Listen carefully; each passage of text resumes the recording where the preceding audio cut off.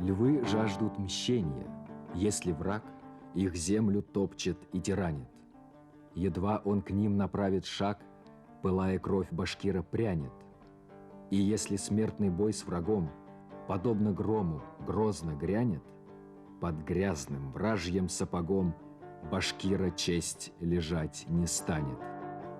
Башкортостан, страна услад, бесценный клад, нетленный сад, где лев по имени Башкир родился и увидел мир.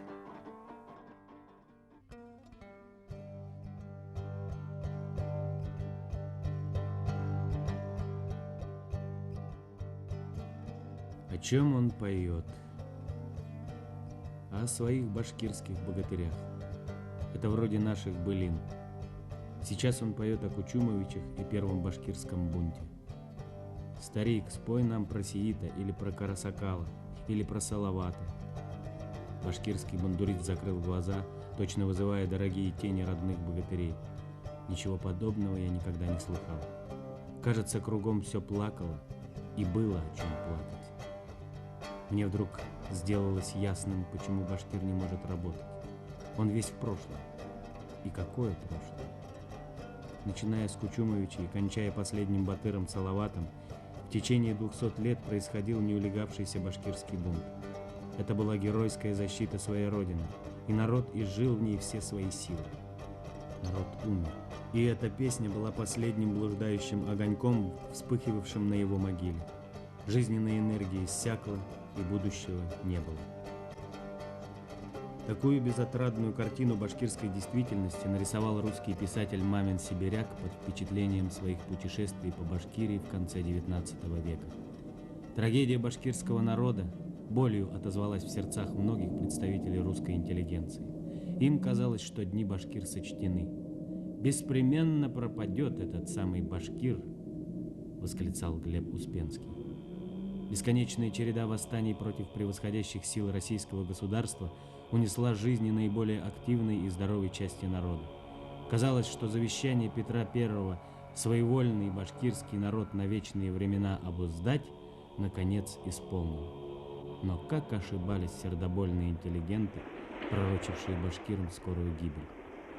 Не успели еще истлеть в Рагервике священные останки батыра Салавата, как на выжженной земле Башкортостана взошла новая поросль борцов за свободу, и снова из уст юнцов с горящими глазами стали слышаться полузабытые слова героев прошлого. Судьба джигита в руках Родины, но и судьба Родины в руках джигита.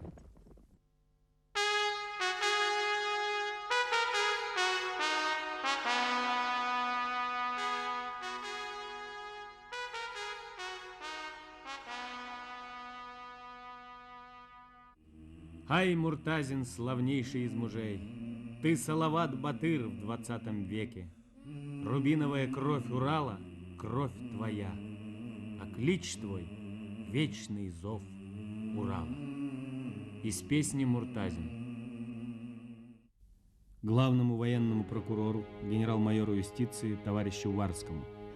Направляю вам прошение гражданки Зубаржат Муртазиной об ускорении пересмотра судебного дела ее отца, бывшего комбрига Муртазина, арестованного в 1937 году.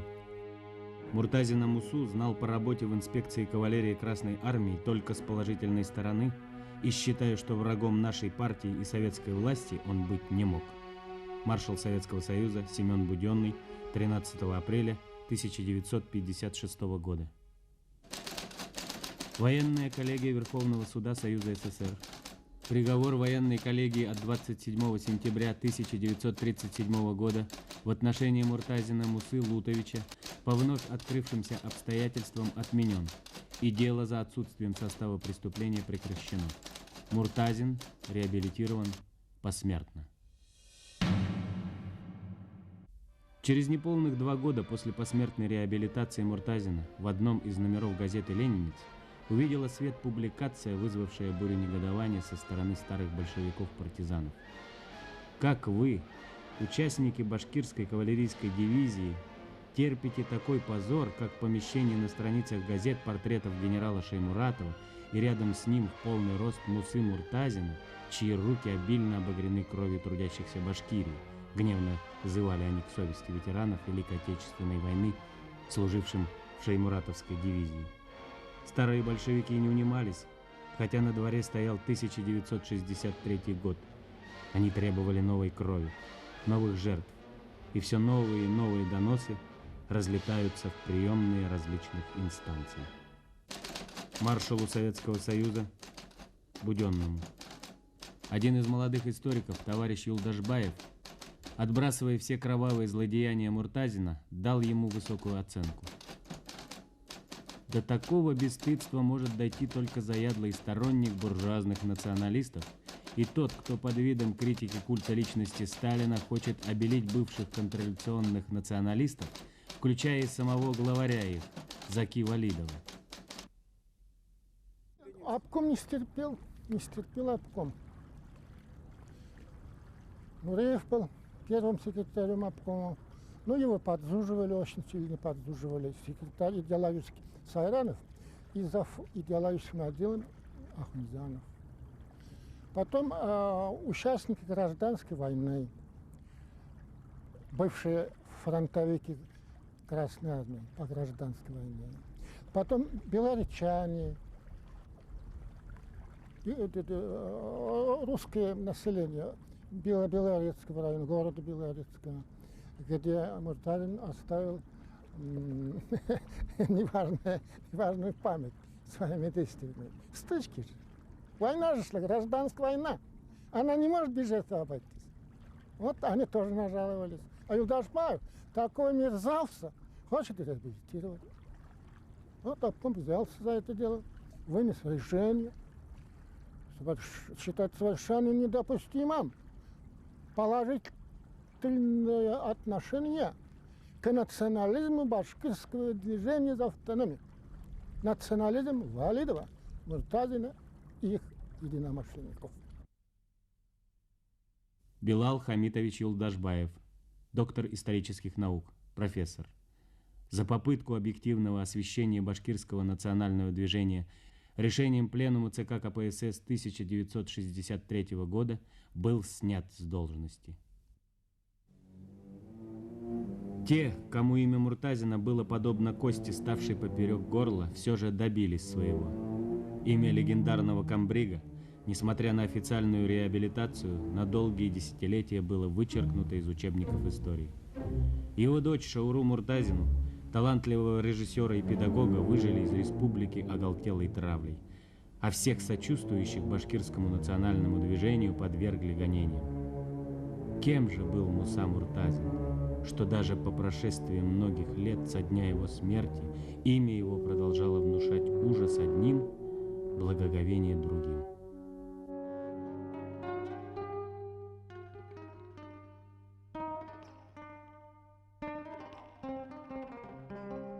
«20 февраля 1891 года в этом селении родился Муса Лутфулович Муртазин. Его отец был бедным, но очень гордым человеком. Он научил нас быть суровыми и честными», вспоминал впоследствии Муртазин.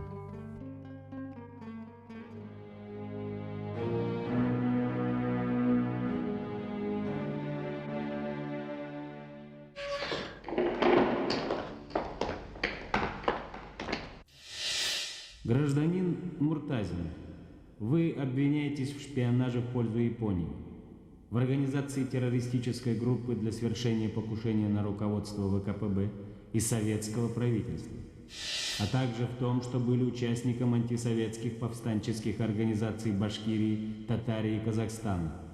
Вы признаете себя виновным? Нет, не признаю. Вся моя деятельность была направлена на защиту Родины, на создание Башкирской республики. Мой арест является недоразумением и следствием наветов недоброжелателей.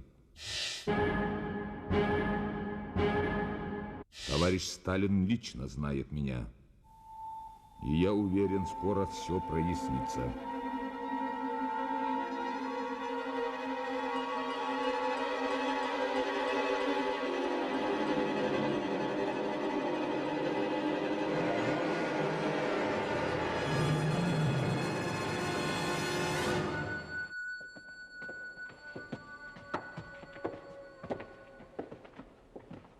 Когда мне исполнилось 8 лет, мой отец заболел. И вся работа по хозяйству легла на плечи старшего брата, 12-летнего мальчика. У нас не было средств нанять работников, а мы с братом больше дрались, чем работали. Впоследствии я устроился в башкирскую школу. Учителя все свое внимание уделяли детям богатых, а к нам, беднякам, относились пренебрежительно. Это меня очень убивало, и я внутренне болел. Поначалу ничто не предвещало будущую громкую военную и политическую карьеру Мусы. Представителям мусульманских народов доступ к высшим армейским и гражданским чинам был закрыт. В период существования башкирского казачьего войска для сыновей башкирских дворянских фамилий было выделено 30 ежегодных вакансий в Оренбургском Неплюевском кадетском корпусе. Но сыну бедняка Мусе Муртазину дорога туда была закрыта. Потому он искал утешения в Боге и готовился стать священнослужителем. В 1916 году, когда Муса сражался на Германском фронте, ему было вручено свидетельство Оренбургского магометанского собрания. Было ему, Муртазину, учинено испытание в знании правил магометанской религии, по которому оказался способным быть имам-хатибом и мугалимом. Однако капризная фортуна распорядилась по-иному. Вопреки ожиданиям, Муса станет не имамом, а генералом.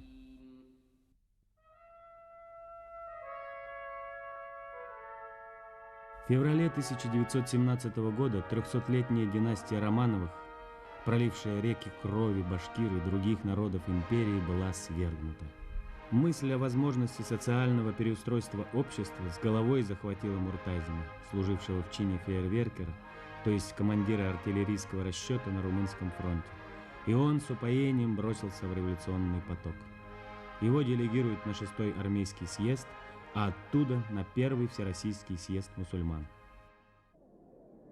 10 мая 1917 года в Москве открылся 1-й Всероссийский съезд мусульман. В московскую мечеть съехался цвет интеллигенции мусульманских народов России. Именно здесь встретились два великих деятеля будущей Башкирской республики: Ахмед Заки Валидов, уже известный историк и публицист, и никому неизвестный солдат-фронтовик, прошедший всю войну, Муса Муртазин.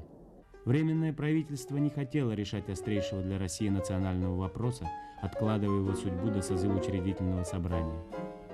Партия большевиков не стала дожидаться его созыва, так как это без сомнения выбило бы у них почву из-под ног. 7 ноября 1917 года в Петербурге произошел большевистский переворот. Буквально через неделю, 15 ноября, на далекой окраине бывшей империи, в городе Оренбурге, произошло событие, о котором не рассказывали газеты и по поводу которого не трезвонили мировые телеграфные агентства, хотя оно того стоило. В то время как во всем мире безраздельно господствовали империи британская, французская, османская, а едва ли не единственной федерацией являлись США, башкирское правительство провозгласило Башкирию автономным штатом, положив тем самым начало необратимому процессу федерализации бывшей Российской империи. Октябрьский переворот Муса Муртазин встретил в родном селе. Там же, на волостном съезде, он был выбран делегатом на 1-й Всебашкирский учредительный Курултай.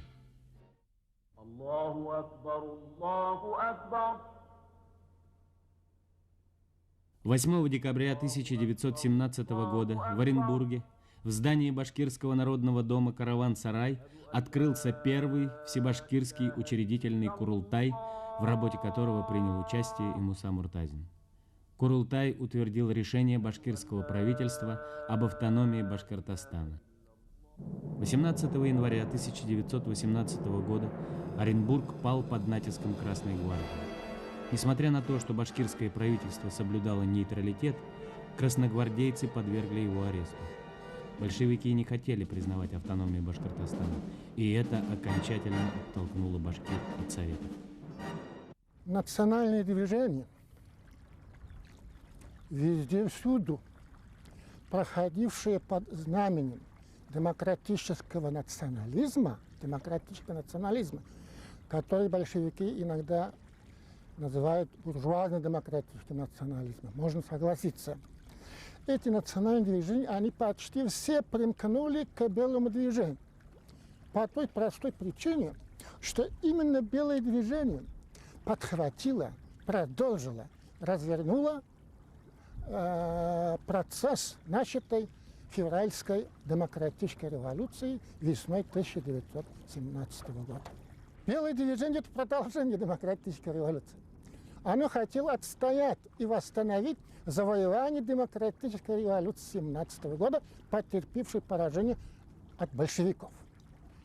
Оно хотело восстановить учредительное собрание всероссийское, которое 6 января 18 года объявило Российскую демократическую федеративную республику. Вот когда возникла первая Российская Федерация. Башкирские деятели, избежавшие ареста, ушли в горы, где занялись формированием башкирской армии и милиции.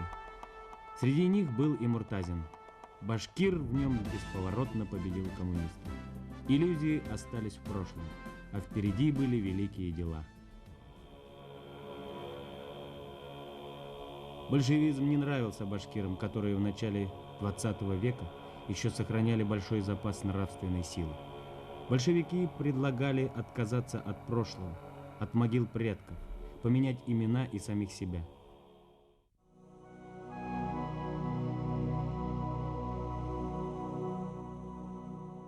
Белоказаки атамана Дутова при поддержке башкирских добровольческих отрядов совершили внезапный налет на Оренбург, и башкирское правительство было освобождено из плена. По всей вероятности, в этом набеге участвовал начальник башкирской милиции Муса Муртазин.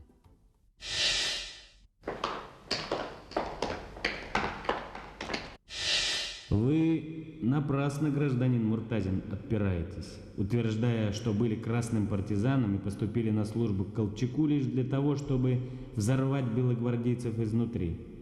Одно лицо, хорошо известное вам, сообщает о совершенно противоположном. Неарестованные члены башкирского правительства бежали в Баймакский округ, где организовали башкирские партизанские части. В этот период особой жестокостью против советов отличалась белая башкирская конница под командованием ротмистра Карамышева, у которого и служил Муртазин. Вернувшись с фронта на родину, я звал свой народ к борьбе за независимую Башкирскую республику. Я боролся не за Колчака, а за свободную Башкирию.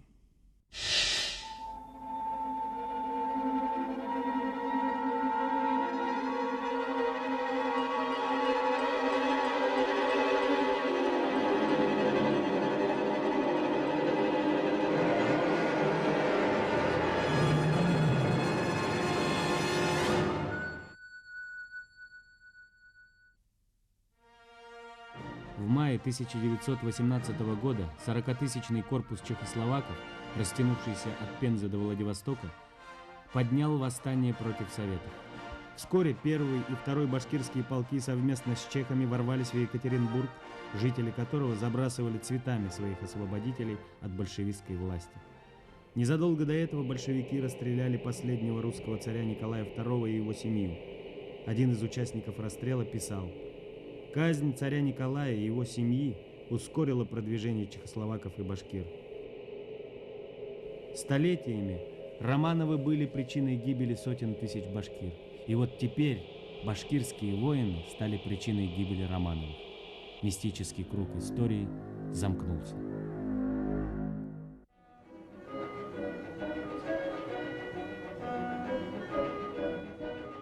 С 8 по 23 сентября 1918 года в Уфе, в здании гостиницы «Сибирская», проходило государственное совещание, в работе которого приняли участие белые правительства Поволжья, Урала, Сибири, Туркестана и Башкортостана.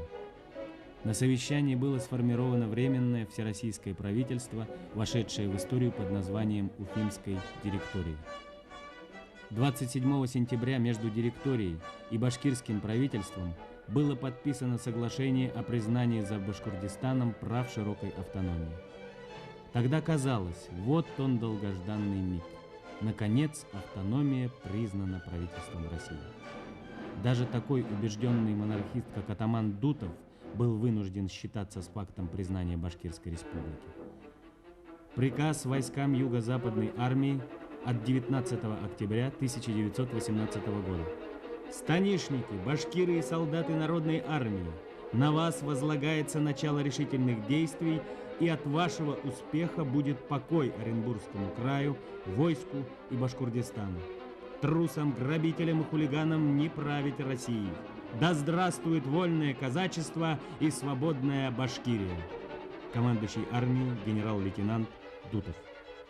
К осени 1918 года формирование башкирского белого корпуса, милиции и контрразведки было завершено.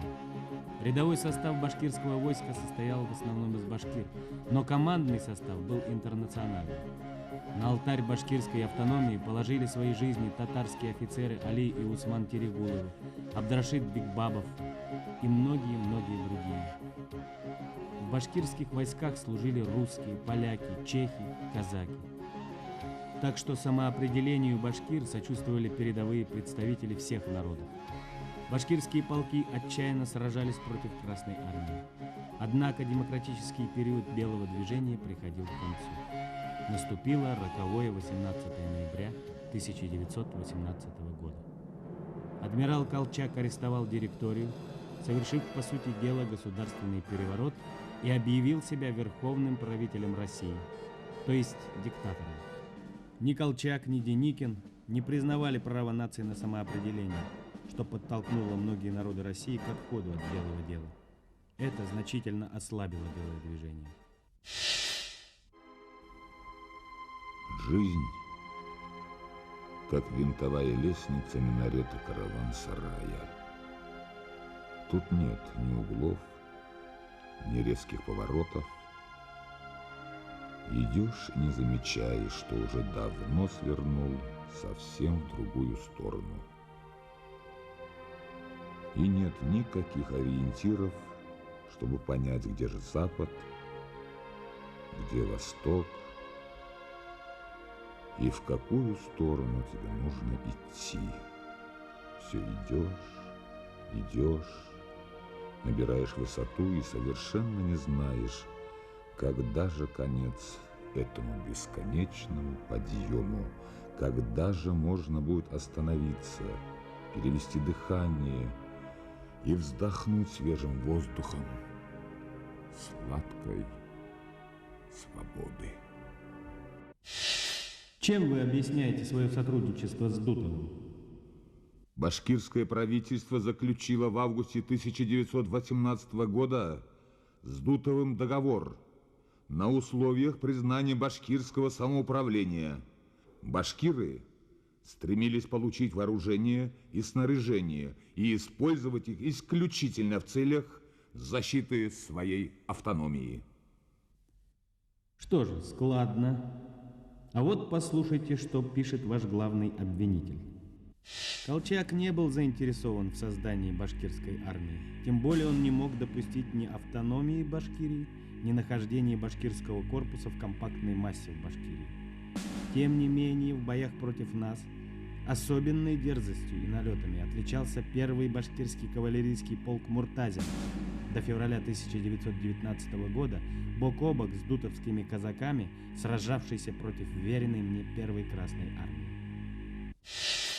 Чем объяснить, что даже несмотря на отказ Колчака признать самостоятельность Башкирии, вы до февраля 1919 года сражались против красных?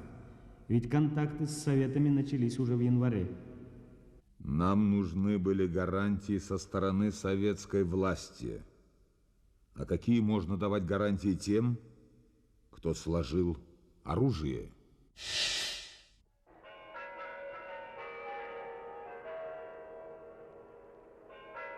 20 марта 19 года было заключено соглашение Центральной советской власти с башкирским правительством о советской автономии Башкирии. Сегодня многие ругают большевиков за то, что они якобы альтруистически дали народам России автономный статус. Мол, было бы как во времена самодержавия, не было бы никаких проблем. При этом забывается, что движение за самоопределение наций было сильнейшим народным порывом, в авангарде которого шли башкирские национал-демократы. Башкирам никто ничего бесплатно не дал. Автономия, провозглашенная еще осенью 1917 года, была завоевана штыками башкирской армии и вынужденно признана сначала Белым всероссийским правительством, а затем Советами. В тяжких муках родилось первое национально-территориальное образование на теле бывшей Российской империи. Судьба революции весной 19 года, по высказыванию Ленина, решалась на Урале. Поэтому, чтобы повернуть башкир лицом к Советам, руководство большевиков решило признать башкирскую автономию, отвергнутую Колчаком. Башкирская армия перешла на сторону Советов и тут же обратила оружие против своих недавних соратников. На съезде, проходившем в Троицке, казаки открыто заявили Колчаку, что его приказ об упразднении башкирского правительства привели фронт на грань краха. Он признал свою ошибку и издал приказ о восстановлении Башкортостана. Но уже было поздно. В те дни Сталин писал: «Войско ваше доблестно держится против Дутова и Колчака. Башкирского народа насчитывается до 2 миллионов, и он даст для защиты революции 100-тысячную дисциплинированную, преданную идее и своим вождям армию». Однако председатель Реввоенсовета РСФСР Лев Троцкий повел политику раздробления башкирской армии на части, чтобы выбить почву из-под ног башкирского правительства. 12 июня 4-полковая группа башкирских войск была отправлена на Южный фронт против Деникина, где сражалась отважно. По словам командования, башкиры доказали, что автономию они сумеют удержать и достойны ее. В сентябре 1919 года по приказу того же Троцкого 11-тысячная группировка башкирских войск перебрасывается под Петроград для защиты северной столицы от белогвардейских войск генерала Юденича. 2 октября того же 19 года кавалерийская бригада Мусы Муртазина была выдвинута на Уральский фронт против белоказачьей армии генерала Толстого. Деды яицких казаков и башкир вместе сражались под предводительством Пугачева и Салавата против Екатерининской России. Иезуитский план большевиков заключался в том, чтобы навеки поссорить два народа, пролившиеся между ними кровью. 1 ноября 19-го бригада Муртазина после ожесточенных боев захватывает Джембетинскую ставку, главную базу белоказаков. Уральский фронт был ликвидирован.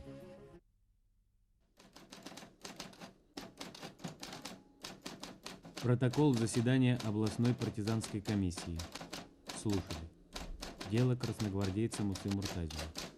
Председательствует товарищ Кюзев. Сегодня мы должны разобрать вопрос только в плоскости того, был ли товарищ Муртазин красногвардейцем или нет. Слово имеет товарищ Гайк. Гайк Дмитриевич Бжешкянц родился в 1887 году в Иране, городе Тебризе. Бывший член армянской социал-демократической партии Гнчак. Бывший главнокомандующий Первой Красной армии Восточного фронта, известен под псевдонимом Гай. Я считаю, что Муса Муртазин не красногвардеец, им никогда не был, а для получения партизанской книжки он обманул Краснопресненскую партизанскую комиссию. Муртазин действительно был партизаном, но только у белых. Валидовский, Дутовский, Колчаковский партизан. Служил им честно и добросовестно. Например, в августе 18 года был отход отрядов Блюхера. Этот отход сопровождался непрерывными боями с частями Дутова и отрядами башкирского правительства. Особенно жестоко преследовала Блюхера конница под командованием Муртазина. Муртазин, сидевший все это время как будто безучастно, вдруг поднялся и твердо заявил: «Вы не имеете права обсуждать этот вопрос. Он может быть решен только в комиссии партийного контроля».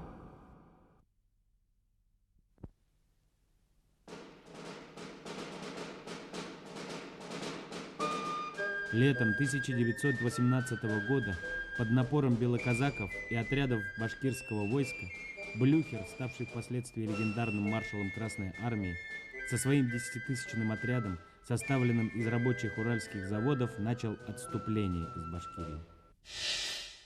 Гражданин Муртазин, вы признаете, что в августе 1918 года находились в оперативном подчинении белогвардейского генерала-атамана Анненкова? Да, признаю.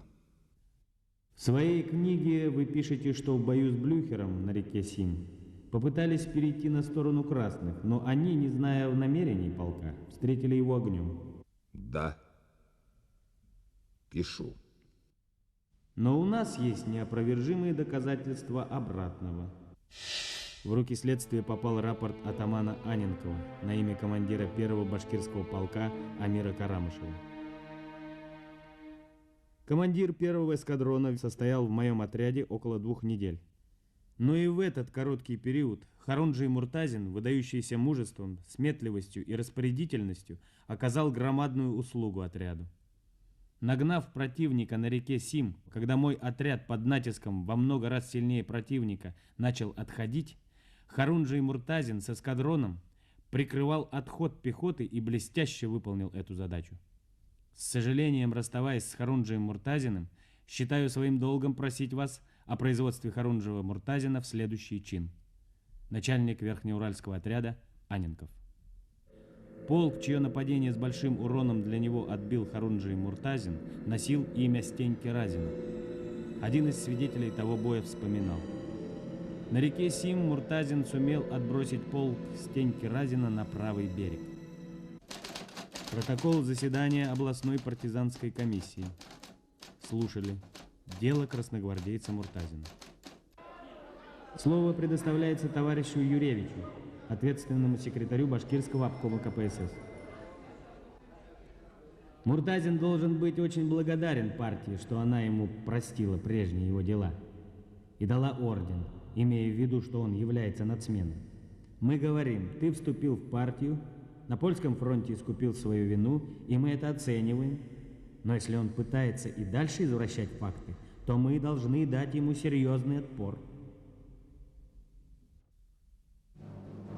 В марте 1920 года Польша, бывшая провинция Российской империи, начала вооруженный поход против Советов. Власти спешно перебрасывают на фронт бригаду Муртазина, что явилось выражением излюбленной политики большевиков «разделяй и властвуй». Добивающихся независимости башкир бросают против уже добившихся ее поляков.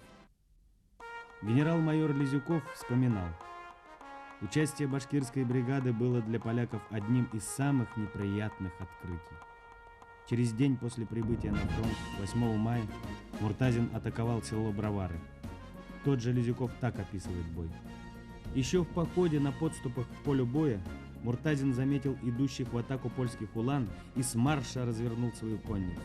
Сходу врезались башкирцы в гущу свалки. Опрокинули они польскую конницу, разметали ее по полю, загнали в Днепр.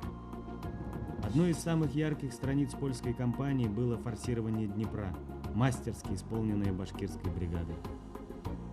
Через 23 года, уже в Отечественную войну, подвиг муртазинцев повторят их преемники, воины из 112-й башкирской кавалерийской дивизии.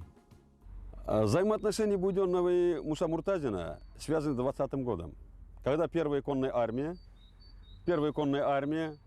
пошла на Варшаву. Почти дошла, но тем не менее обозы остались. И тогда 12-я армия, где был командиром кавалерийского корпуса Муса Муртазин, вклинился между драгунами и первой конной армией. В 1956 году, когда он подписывал ходатайство об реабилитации, сказал: я уважаю этого человека и уважал. Если бы он живой был, он сидел бы на моем месте. Кстати, Буденный тогда был министром обороны. Гафур Сагитович Мугатаров, земляк Мусы Муртазина, первым подробно исследовавший биографию легендарного комбрига.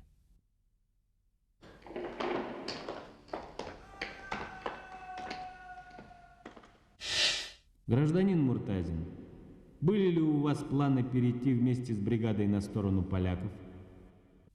Мне уже задавали этот вопрос. Если бы хотел уйти, я бы обязательно это сделал. Я несколько раз был в тылу у поляков. А вы послушайте, что пишет политработник Уразаев. Уход Муртазина в отпуск был дипломатическим маневром, дабы убрать человека, который мог в любое время увести бригаду на сторону поляков. Были непроверенные слухи о том, что Муртазин несколько комиссаров укокошил. Это ложь. А отпуск мой был связан с событиями в Башкирии. Тогда я там был нужнее.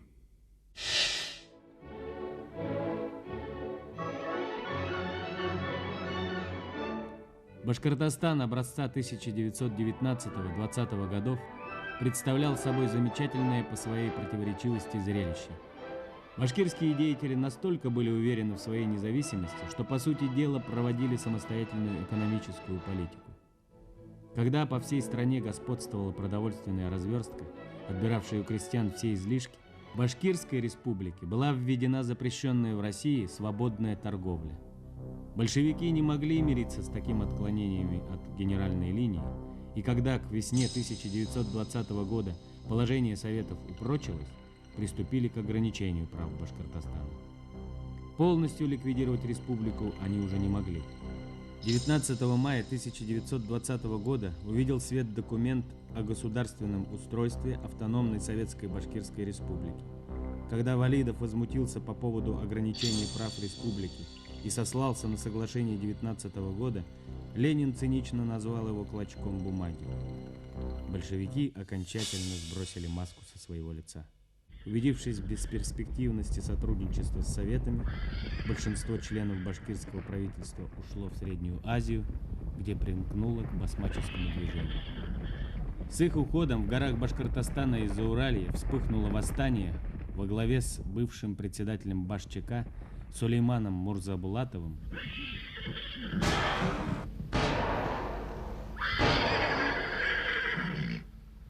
Восстание было вызвано бесчинством красных отрядов. Такую обстановку в Башкортостане застал прибывший осенью 1920 года комбриг Муса Муртазин. Советские власти проявили полную беспомощность в борьбе с повстанцами, поэтому они ухватились за Муртазина как за единственную возможность утихомирить волнение. 19 человек приехали в Стерлитамак. И когда ему сказали, мы тебе дадим эскадрон, он сказал, не надо мне эскадрона. Я сам соберу, надо дивизию поставлю вам. Приезжая в деревню, он говорит, я Муса Муртазин. Что вы хотите от власти? Ничего не хотим, хотим справедливости. Будет справедливость. У кого оружие есть? Вы выступаете против? Нет, не против. Хорошо. А кто выступает? Это Сулейман Мурзабулатов. Это он формирует войска. А вы в составе? Да, мы в составе. Но раз ты приехал, мы не в составе, мы в твоем составе. По сути дела, войн больших с этими повстанцами не было. Буквально в течение 3 месяцев он ликвидировал все это. В 1921 году Муртазин был назначен председателем Башцик. Его назначение вызвало бурю возмущения у противников башкирской автономии, засевших в аппарате управления республикой. Но Муртазин был в то время силен как никогда. Хватало одного его гневного взгляда, чтобы закрыть рты своре трусливых интриганов и саботажников. В 1921 году в Башкортостане разразился страшный голод, который сопровождался новым восстанием под лозунгом «Да здравствует вольная торговля, долой коммунистов». Вновь начались карательные акции, вновь жертвы. В результате голода и репрессий погибло около 600 тысяч башкир, то есть 50% от первоначальной численности. Советы упорно проводили в жизнь принцип «Башкирия без башкир». Но инерция прежней самостоятельности еще давала о себе знать, и как знать, не это ли спасло республику. Здесь, в Стерлитамаке, замечает председатель Баш-ЧК Лобов в 1920 году, по-видимому, не считаются контрреволюцией выступления перед парадом войск с речами такого содержания, что Ленин изменил башкирскому народу, что им автономии не дали никакой, что они будут одинаково бороться и с Колчаком, и с советской властью. Приказ Реввоенсовета номер 616, Москва, 5 апреля 1919 года. Согласно соглашению о советской автономии Башкирии, утвердить приложение о Башкирском военном комиссариате. Пункт 5. Военный комиссар Башкирии пользуется правами командующего отдельной армией. Пункт 7. На башкирский военный комиссариат возлагается формирование отдельной башкирской армии. Председатель Реввоенсовета Лев Троцкий. Муртазин наивно полагал, что большевики будут соблюдать заключенное однажды соглашение. Но партия лжи и обмана ехидно посмеивалась в усы, глядя, как Муртазин воюет с Реввоенсоветом по поводу реализации пунктов договора двухгодичной давности. «Ничего контрреволюционного в домоганиях товарища Муртазина я не вижу», отрезал Сталин в ответ на кипы доносов. Муса Лутович как-то вспылил. «Я, как башкир, не хочу больше оставаться при таких условиях в Башкирии. Я еду на фронт». Когда ему напомнили, что фронтов уже нет, Муртазин тихим и протяжным, вроде угрожающим кому-то голосом сказал: «Фронты найдем». Председатель Башчака Иван Каширин расценил эти слова как готовность начать боевые действия на территории Башкортостана.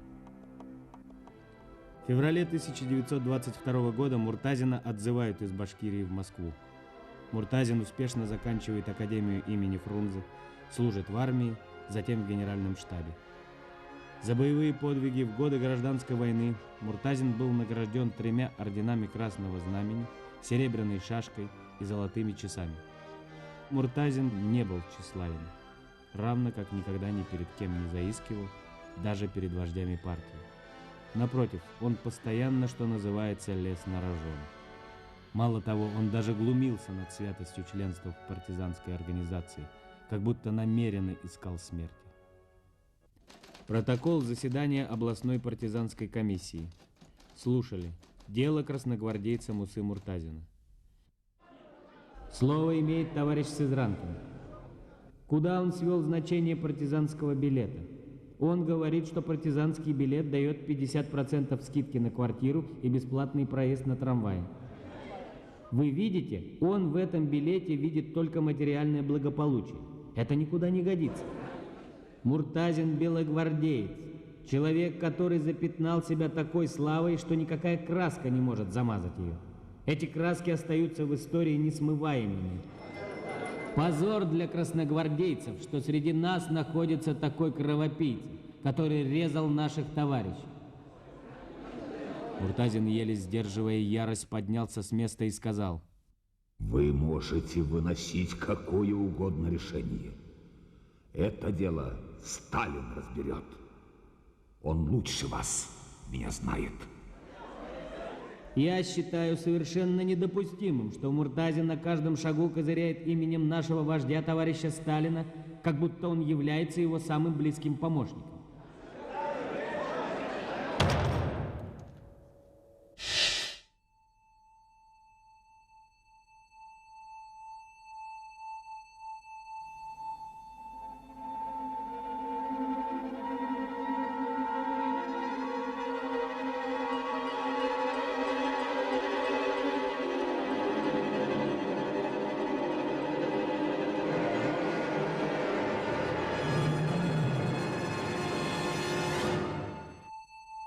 Ордер. Выдан капитану госбезопасности Айзенбергу на производство ареста и обыска гражданина Муртазина. 31 мая 1937 года.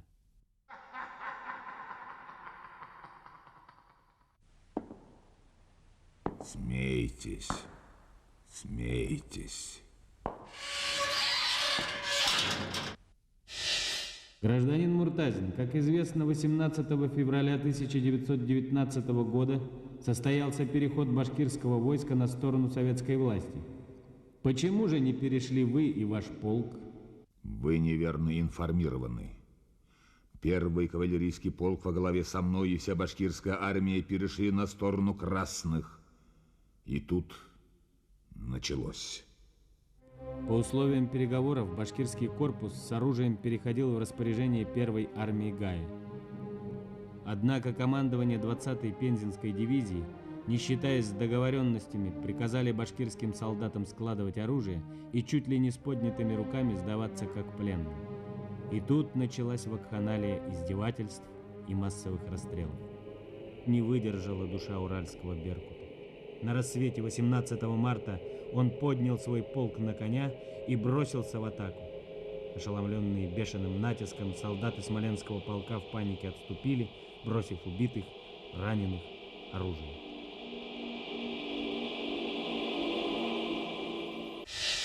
Поступок Муртазина имел трагические последствия для всей Первой армии. С его переходом на сторону белых образовалась зияющая брешь на растянутом фронте обороны армии. В образовавшийся прорыв хлынула конница белых под командованием генерала Пезеля. Очевидец тех событий вспоминает: тут началось массовое отступление красных частей к Волге. Сколько было потеряно оружия, раненых и убитых благодаря доблестному Муртазину в Мусе. Прошу комиссию отобрать у него билет красного партизана. Красный беспредел привел к тому, что тысячи башкир записывались в Белую армию. По свидетельству командира 3-го башкирского стрелкового полка, так и не перешедшего на сторону красных, Галимьяна Таганова, половина южной армии белых составляли башкиры. Полк Муртазина вырос до состава бригады и был лучшим подразделением армии генерала Бакича. Лишь в августе 19-го, после предварительных переговоров и при посредничестве члена коллегии наркомата по делам национальностей Мирсаида Султангалиева, Муртазин со своей бригадой вторично перешел на сторону красных. Теперь с оружием, с распущенными знаменами и гордо поднятыми головами.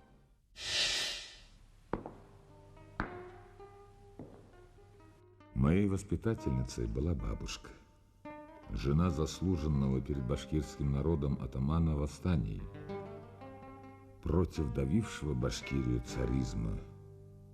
С большим подъемом бабушка рассказывала нам о его подвигах. Ночами слушали мы ее занимательные рассказы и загорелись желанием встать на его место, следовать его примеру, продолжать его дело.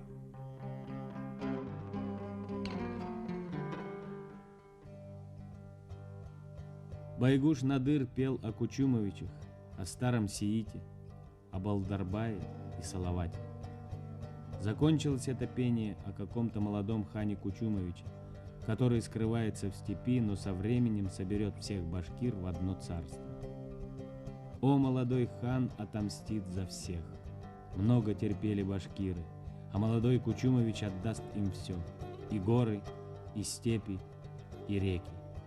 Пойте молодого Кучумовича и плачьте от радости. В Российском государственном архиве древних актов хранится документ. Приказчик Усть-Катавского завода в рапорте от 16 июня 1774 года сообщает: башкирцы под командой злодейской пугачевой толпы полковника Амина Ибраева до 2 ясаулов Кучука Муртазина и Исака Абдулгасымова здешний Катав Ивановский завод атаковали.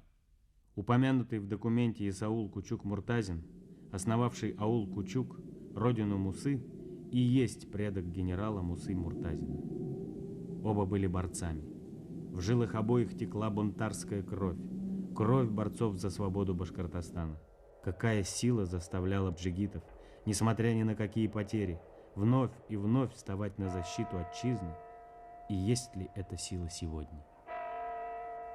Приговор по делу комбрига Муртазина приведен в исполнение 27 сентября 1937 года в 17 часов.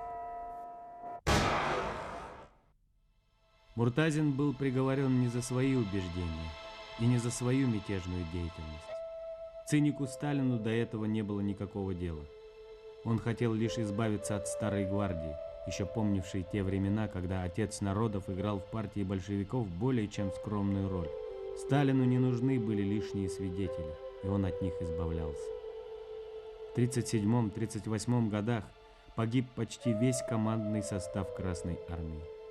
Был расстрелян маршал Блюхер и даже главный оппонент Муртазина, Железный Гай. Как, наверное, горько им было умирать. За что боролись эти Блюхеры, Гаи? Все, ради чего они отдавали свои силы, пошло прахом. Остался лишь склеп с мощами того, кого недавно еще считали великим учителем и гением. А Башкирская республика, во имя которой сражался и погиб Муртазин, живет и развивается и поныне. Прах Мусы Лутовича Муртазина покоится в Москве на кладбище Донского монастыря в общей могиле номер 1, а рядом маршал Блюхер. Что это? Совпадение или закономерность? В любом случае, это знак Божий.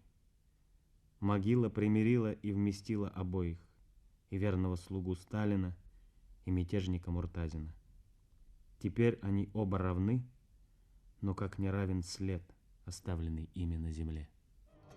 Над злобой наветов, клеймом клеветы, вновь рвешься ты к свету со дна темноты. Дай руку, Муртазин, лихой генерал, что к нам из рассказов отцов доскакал.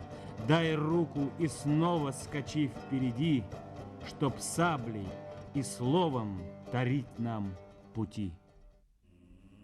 Всех помнила эта народная песня, как помнит своих любимых детей только родная мать. Много их было, и все они полегли за родную Башкирию, как ложится под косой зеленая степная трава.